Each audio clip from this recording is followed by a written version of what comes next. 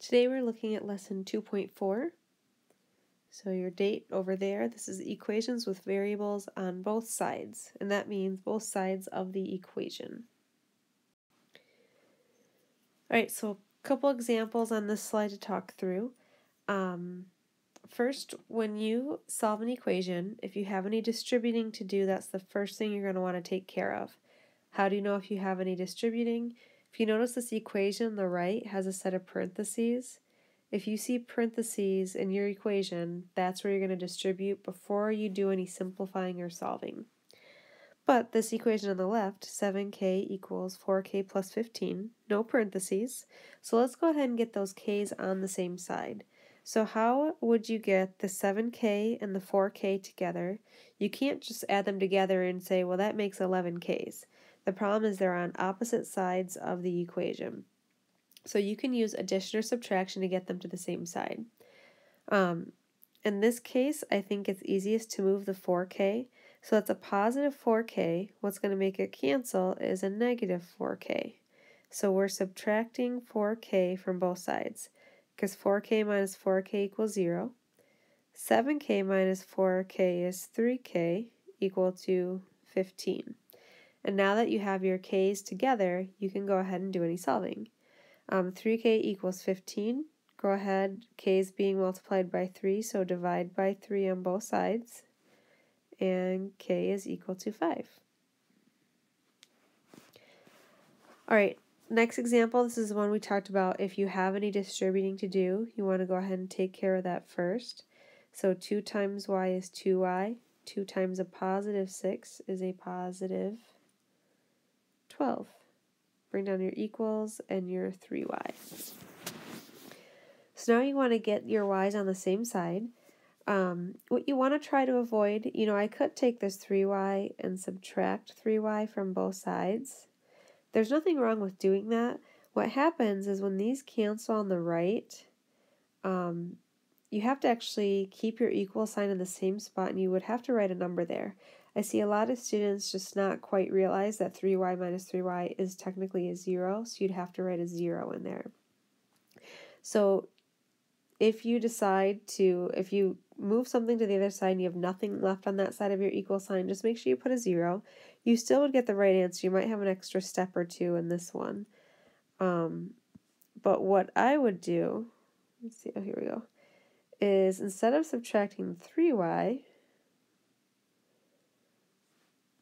I would just go ahead and subtract the 2y. You have a 2y. To make it cancel, we'll subtract it from both sides. So bring down your 12, your equal sign. 3y minus 2y is actually a 1y, which is the same thing as y. So 12 equals y, or y is equal to 12.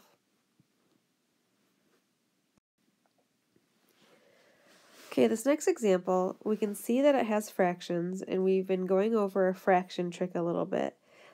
If you have a set of parentheses, however, that trumps dealing with the fractions. You want to go ahead and do any distributing before you take a look at the fact that you do have fractions in your equation. So we will distribute the 1/2, and at least it's a nice simple fraction. 1/2 times m is 1/2 m. 1/2 times 6 is half of 6, which is 3. Bring down the rest of the problem. And now you might say, well, you know what, I don't really want to work with these fractions. So this trick we're working on is we're taking the entire equation and multiplying by the denominator. If you have 2 different denominators, multiply by the common denominator. However, in this example, it's the same denominator, so we'll just go ahead and multiply everything by 2. So 2 times 1/2 is half of 2, which is 1. So you have 1m. 2 times 3 is 6. Bring down your equal sign. Now when you do 2 times this next fraction, just multiply it by the top number. 2 times 3 is 6. Then divide it by that 2. 6 divided by 2 is 3. The m stays with it. 2 times, you can bring down your minus sign, and 2 times 1 is 2.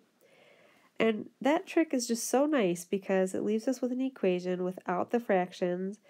it makes it easier for us to solve and we're less likely to make mistakes. So now we want to get the m's together. I'm going to go ahead and subtract this 1m because it was a positive. So 1m minus 1m is 0.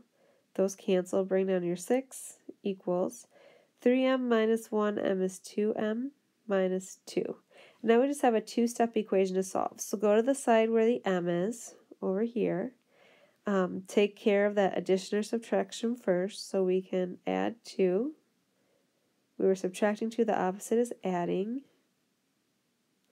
And then that leaves us with 8 is equal to 2m. M is being multiplied by 2, so we divide both sides by 2. So we have 4 is equal to m, or you could say m equals 4. All right, this next example, no distributing, so we don't have to start there. I'm actually going to move this over a little. But what we do have going on is we have like terms on the same side. So you want to combine any like terms before you start solving. So what I'm looking at is I have this x minus a 6x. We want to go ahead and put those together. X minus 6x is negative 5x. We can bring down our plus 4, bring down our equal sign.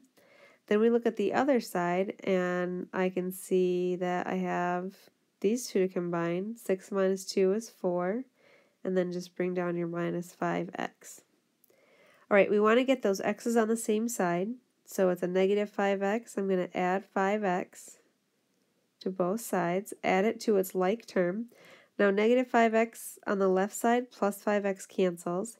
And then what we notice is over here, we end up with a negative 5x plus a 5x again. We didn't necessarily intend for that to happen, but we're noticing that our variable canceled away on both sides of our equal sign. So this will happen sometimes. When it does, just go ahead and write what you have left. On the left you have a 4, bring down your equal sign, and on the right you have a 4. So there are two options here. This is either a no solution or an all solution. So how do you know which one it should be? Look at the statement you have left over and see if that is true or false. If it's true, then this is an all solution example, and if this is false, that means no solution. So does 4 equal 4? Sure does, so this is going to be all solutions. What that means is you could plug any number in for x in the very beginning of the problem, and the left side will equal the right side every single time. So all solutions work for x.